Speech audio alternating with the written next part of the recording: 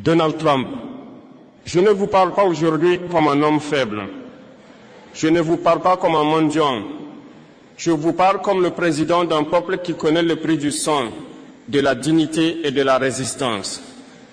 Et si je m'adresse à vous, ce n'est pas pour flatter votre ego, c'est pour vous mettre face à votre responsabilité morale devant l'histoire. Car ce que votre administration s'apprête à faire aux Haïtiens, déportés, expulsés, rejetés, n'est pas une simple décision administrative. C'est une faute morale, c'est une violence politique, c'est une trahison des valeurs que l'Amérique prétend incarner. Donald Trump, ne déportez pas les Haïtiens, ne déportez pas un peuple qui a déjà été puni pour avoir osé être libre.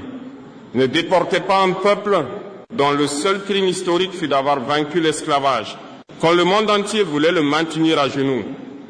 Haïti ne saigne pas depuis hier. Haïti saigne depuis plus de 2 siècles, et trop souvent avec la complicité silencieuse ou active des grandes puissances. Votre propre département de la sécurité intérieure, le DHS, a annoncé ceci noir sur blanc.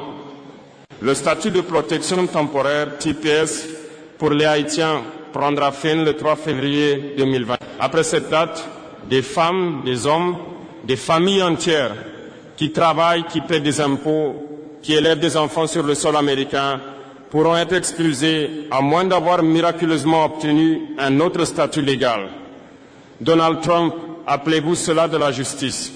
Vous leur avez dit, restez, vous êtes protégés. Puis vous leur dites, le temps est écoulé, rentrez dans le chaos. Ce n'est pas de la loi, c'est un piège administratif. Ce n'est pas de la souveraineté, c'est de la cruauté froide. Retournez où? Dans quel pays? Je vous pose une question simple. Donald Trump, les Haïtiens que vous voulez expulser, vous les renvoyez où? Dans un pays frappé par l'insécurité armée, étranglé économiquement, abandonné diplomatiquement et souvent puni pour des crises qu'il n'a pas créées seul. Vous savez très bien que le retour n'est pas un retour. C'est une condamnation. L'Amérique aime donner des leçons au monde. Ravant sur les droits humains, sur la démocratie, la dignité humaine.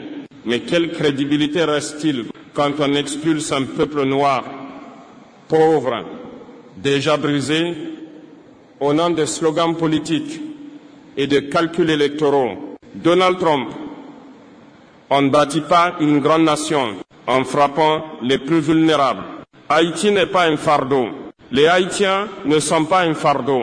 Ils sont enseignants, ouvriers, entrepreneurs, croyants, bâtisseurs silencieux de l'Amérique réelle. Ils contribuent plus qu'ils ne coûtent.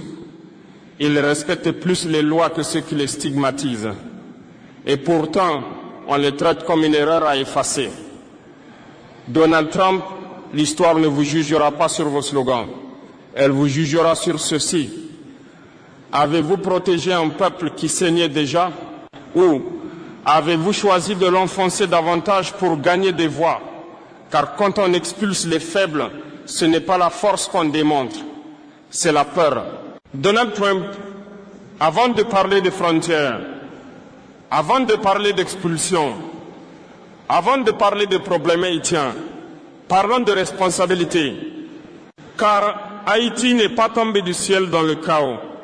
Haïti a été construite dans la punition. Haïti est le seul pays au monde, né d'une révolte victorieuse d'esclaves. Et pour cela, le monde occidental a décidé d'envoyer un message clair. Si vous osez être libre, vous paierez. La France a exigé une rançon criminelle. Les banques occidentales ont saigné le pays. Et les États-Unis ont observé, calculé, profité.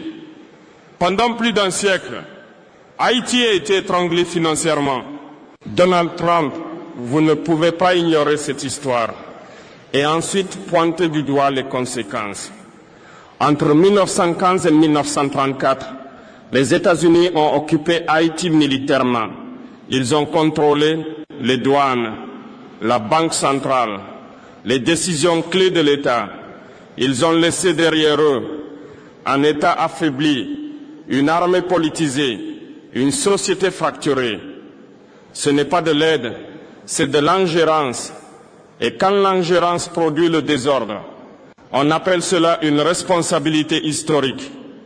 Quand Haïti a cherché la stabilité, on lui a souvent répondu par le cynisme.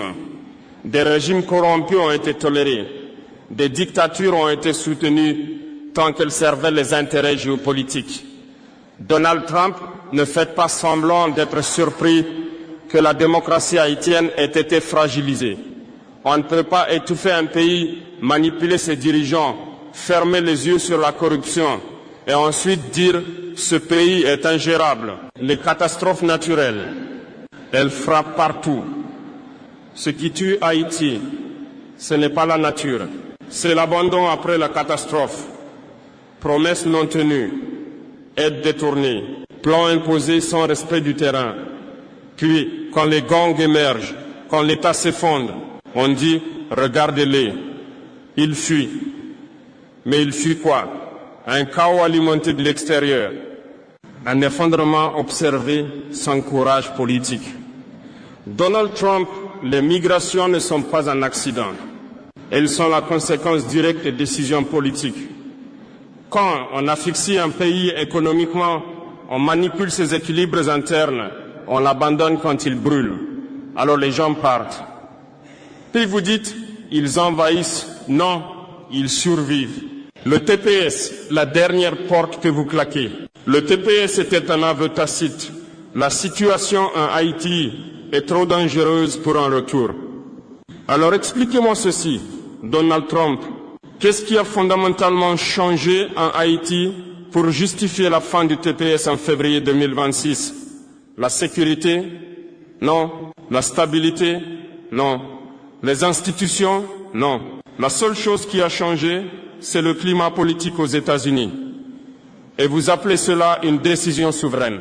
Moi, j'appelle cela une fuite de responsabilité historique. Les assaillants sous TPS ne sont pas des chiffres. Ils ne sont pas des lignes dans un rapport du DHS.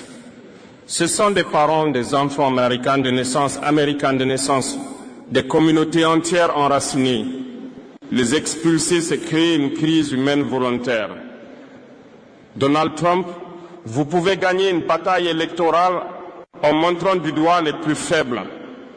Mais vous perdrez le procès de l'histoire, car l'histoire demande toujours qui a créé les conditions et qui a refusé d'en assumer les conséquences. Donald Trump, vous ne parlez pas d'immigration pour résoudre un problème. Vous en parlez pour créer un ennemi, car la peur mobilise plus vite que la vérité. Et vous le savez, quand vous parlez des migrants, vous ne parlez pas de personnes. Vous parlez de vagues, menaces, invasions, un vocabulaire de guerre. Mais dites-moi, Donald Trump, où sont les chars? Où sont les armes? Où est l'armée? Ce sont des familles, des gens qui fuient ce que vous ne voudriez jamais pour vos propres enfants. Pourquoi les Haïtiens? Parce qu'ils sont laids, noirs, pauvres, politiquement sans défense et faciles à diaboliser. Vous savez qu'ils ne peuvent pas riposter par des lobbies puissants. Alors vous les montrez du doigt. Vous les transformez en symboles de désordre. Vous les utilisez comme message électoral. C'est ancien, c'est lâche et c'est dangereux. Vous créez la peur, puis vous vous posez un sauveur. Le scénario est toujours le même. Vous décrivez l'immigration comme une catastrophe. Vous amplifiez des cas isolés. Vous généralisez, puis vous dites « moi seul peux vous protéger ». Ce n'est pas du leadership, c'est de la manipulation émotionnelle. Un vrai leader apaise. Il ne divise pas pour régner. Le TPS ne concerne pas des arrivées massives. Il concerne des gens déjà là, intégrés, connus. Alors pourquoi s'y attaquer? Parce qu'ils ne peuvent pas voter contre vous, mais leur expulsion parle à ceux qui votent pour vous. C'est une politique de symbole, pas de solution. Vous sacrifiez des vies réelles pour envoyer un message imaginaire de fermeté. Vous savez que les expulsions ne résolvent rien. Expulser des Haïtiens ne stabilisera pas Haïti. Cela ne réduira pas les migrations à long terme. Cela ne rendra pas l'Amérique plus sûre. Cela déplacera simplement le problème. Un problème qu'on refuse de traiter à la racine, pauvreté structurelle, chaos institutionnel, responsabilité internationale. Mais traiter les racines demande du courage. Créer un ennemi demande juste un micro. Donald Trump, en attaquant les migrants, vous fracture aussi l'Amérique.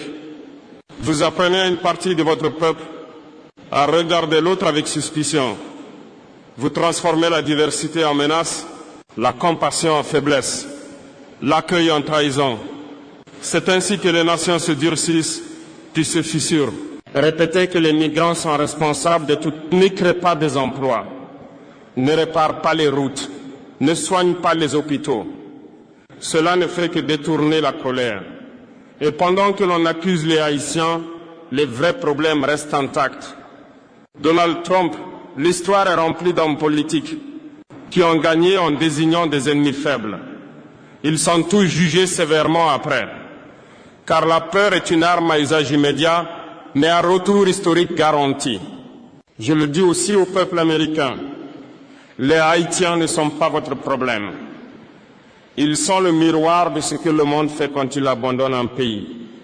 Les expulser n'effacera pas cette réalité. Cela ne fera que la rendre plus honteuse, haïtienne, haïtien. Frères et sœurs de la diaspora, je veux que vous entendiez clairement ceci. Sans peur, sans tremblement. Vous n'êtes pas un problème. Vous n'êtes pas une honte. Vous n'êtes pas oublié.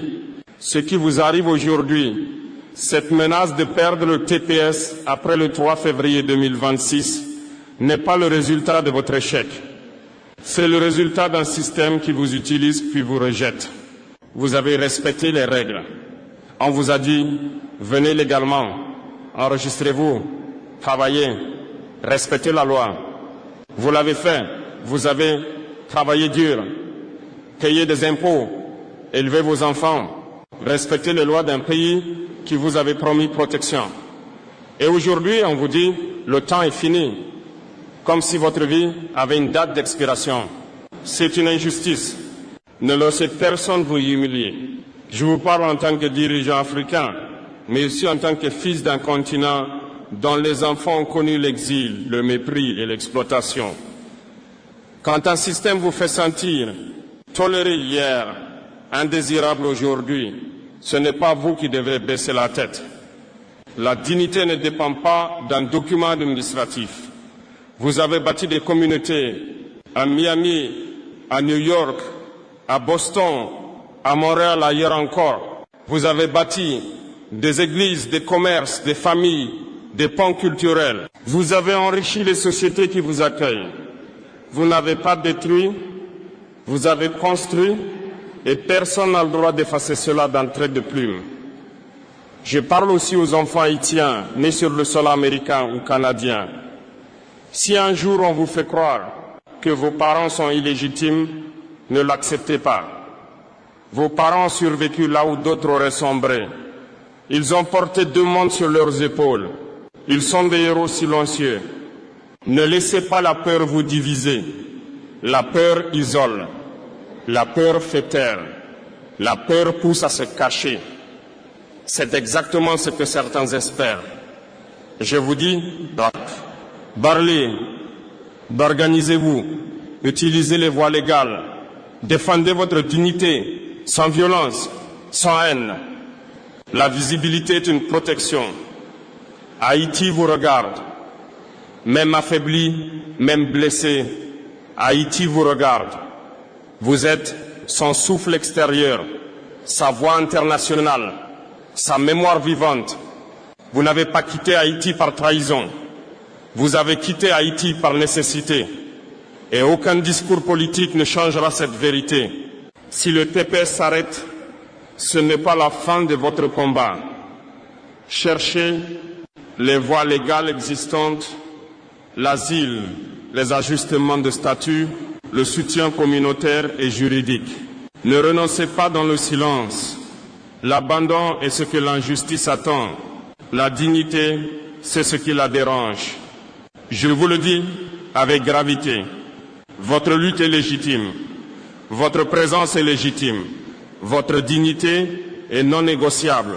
Un jour, les décisions prises aujourd'hui seront relues à voix haute par l'histoire. Et ce jour-là, vos enfants sauront que vous avez tenu debout. Donald Trump, dirigeant des grandes puissances, communauté internationale, écoutez bien. Ce qui se joue avec Haïti et avec les Haïtiens sous TPS n'est pas un simple dossier migratoire. C'est un test moral mondial. Depuis trop longtemps, les grandes puissances ont adopté une règle tacite. Nous intervenons quand cela nous sert, puis nous partons quand cela coûte. Haïti en est l'exemple parfait. On influence, on conditionne, on impose, puis on se retire. Et quand les conséquences arrivent, on ferme les frontières. Mettre fin au TPS, expulser des Haïtiens, ce n'est pas une solution. C'est une façon de dire, ce problème n'est plus le nôtre. Mais les crises humaines ne disparaissent pas par décret administratif. Elles se déplacent, elles s'aggravent, elles explosent ailleurs. Quand vous rejetez un peuple déjà fragilisé, vous alimentez l'instabilité régionale, vous renforcez les réseaux criminels, vous nourrissez la radicalisation, vous créez les crises de demain. La misère expulsée revient toujours, sous une autre forme. Aucun mur n'arrête le désespoir. Soyons honnêtes. Quand un peuple noir, pauvre, post-colonial est abandonné, le message est clair pour le reste du monde. Votre souffrance est tolérable, votre exil est négociable, votre dignité est conditionnelle. C'est un message dangereux, car il détruit la confiance dans l'ordre international et alimente la conviction que la justice mondiale est sélective. 2 poids, 2 mesures. Quand certains pays brûlent, on parle de protection. Quand d'autres brûlent, on parle d'expulsion. Ce double standard est visible et il est mémorisé. Les peuples n'oublient pas qui les a aidés et qui les a abandonnés quand ils étaient à terre. Haïti n'est pas seulement Haïti. Haïti est le symbole de ce qui arrive quand la communauté internationale refuse d'assumer ses choix passés, se fatigue trop tôt, préfère gérer l'image plutôt que la réalité. Traiter les Haïtiens comme un fardeau, c'est annoncer le futur réservé à d'autres peuples demain. Donald Trump, vous pouvez signer des décrets, vous pouvez gagner des cycles médiatiques, vous pouvez satisfaire une base politique, mais vous ne pouvez pas empêcher ceci.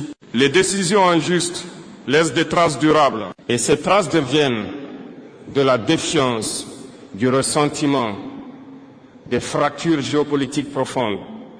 Je lance ici un appel clair aux États-Unis, au Canada, à l'Europe, aux Nations Unies. On ne gère pas une crise créée collectivement par un rejet individuel. La protection n'est pas une faveur, c'est une responsabilité partagée. Si le monde continue à traiter les peuples vulnérables comme des dossiers gênants à fermer, alors le monde ne sera ni stable, ni sûr, ni juste. La sécurité sans justice est une illusion. La puissance sans responsabilité est un danger. Donald Trump, il y a des moments où un dirigeant n'est plus jugé par ses partisans, ni par ses opposants, mais par le temps. Ce moment est l'un d'eux. Vous avez le choix. Aujourd'hui, vous avez 2 chemins.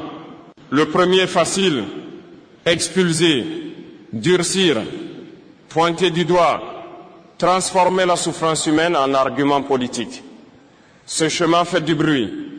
Il rapporte à court terme, mais il laisse une trace sombre. Le second est plus difficile. Reconnaître la réalité, protéger les vulnérables, assumer la part des responsabilités historiques. Ce chemin s'appelle le courage. Ne vous trompez pas d'ennemis.